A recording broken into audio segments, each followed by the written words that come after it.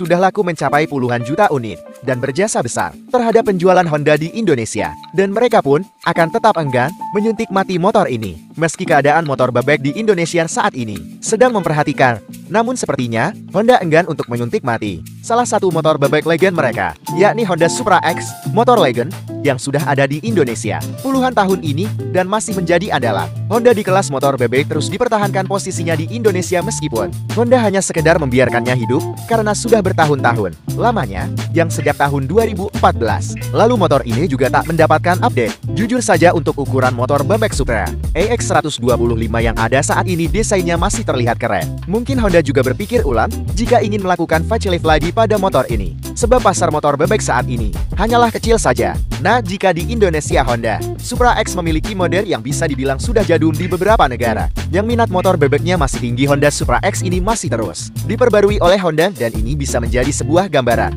jika saja AHM masih ingin memperbarui Supra X 125 di Indonesia. Mungkin beberapa model motor Supra X terbaru ini bisa menjadi acuan salah satunya. Saat ini Astra Honda Motor memasarkan Supra 10 125 dalam dua varian, yakni jari-jari dengan rem tromon di belakang di harga 19,1 dan varian Vel CW juta 20,2 juta. Penamaan motor ini di berbagai negara berbeda-beda nama. Supra hanya digunakan di Indonesia saja, sedangkan di negara Asia lain motornya dikenal sebagai Honda Wave wilayah Asia Tenggara, Honda Dream untuk Jepang, Korea, dan Cina Selatan, Honda Future untuk kawasan India, Honda Wave untuk Malaysia dan juga Thailand. Wave 125 di sana yang terkesan gambut yang kalau diperhatikan mirip Supra 10 125 helm yang pernah dijual AHM di Indonesia. Bagasi luas masih menjadi andalannya, ingin mencapai 18 liter, sementara Supra yang ada di Indonesia saat ini hanya memiliki kapasitas bagasi 7 liter saja. Di Malaysia sana dijual dengan harga atau setara dengan 22 juta, dan Thailand sana dipasarkan dengan harga 54.300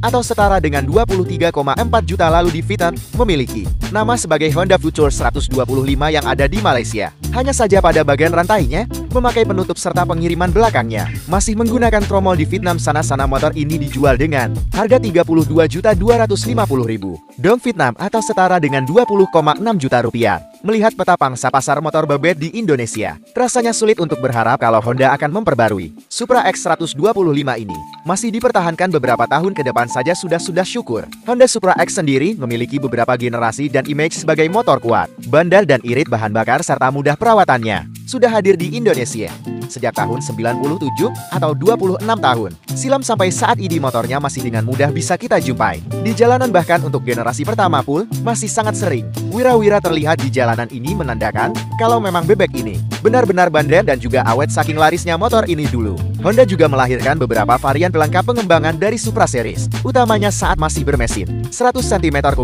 Saat itu Honda Supra memiliki varian antara lain ada Supra yang biasa, Supra X yang punya rem depan cakram, Supra Double X yang punya kopling manual tapi kurang begitu laku, Supra 6 yang merupakan versi hemat dari Supra biasa, dan ada juga Supra Fit. Lalu di tahun 2005 Supra naik kelas menjadi bermesin 125 cm3 hasil pengembangan milik Honda Karisma yang sekaligus menghentikan produksi Honda Karisma saat itu. Makanya banyak yang bilang kalau Honda Karisma hanya sebagai kelinci percobaan untuk mesin Supra X 125.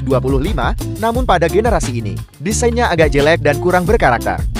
Namun karena nama besarnya tetap aja motor ini pun laku, dan di tahun 2006 lahirlah generasi mesin injeksi dan dengan desain yang lebih keren dengan lampu dual reflektor rem. Cakramnya sudah depan belakang, dan di tahun 2011 sempat dihadirkan lagi varian lain bernama Supra X 125 helm dengan bodi yang gambot. Fitur utamanya tentu helm bisa masuk ke bagasi karena memiliki bagasi luas 19 liter. Namun rupanya konsumen Indonesia kurang suka dengan desain yang gambot, makanya GNRISE ini kurang laku dan akhirnya harus tutup usia pada tahun 2019.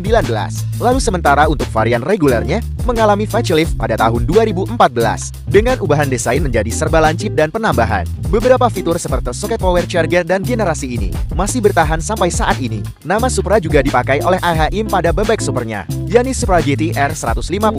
Meskipun motor ini tak ada kaitannya sama sekali dengan keluarga Supra, mungkin untuk mendownplay nama besar Supra biar laku. Namun rupanya pemakaian Supra pada GTR ini kurang efektif dan akhirnya nama Supranya dibuang dan kini hanya memakai GTR 150 saja. Mesin Honda Supra series memang terkenal awet dan suka bandel saking awet mesinnya. Biasanya per bodinya yang kalah duluan, di mana bodinya banyak yang pada getar dan sudah enggak presisi lagi, utamanya pada bagian totok lampunya.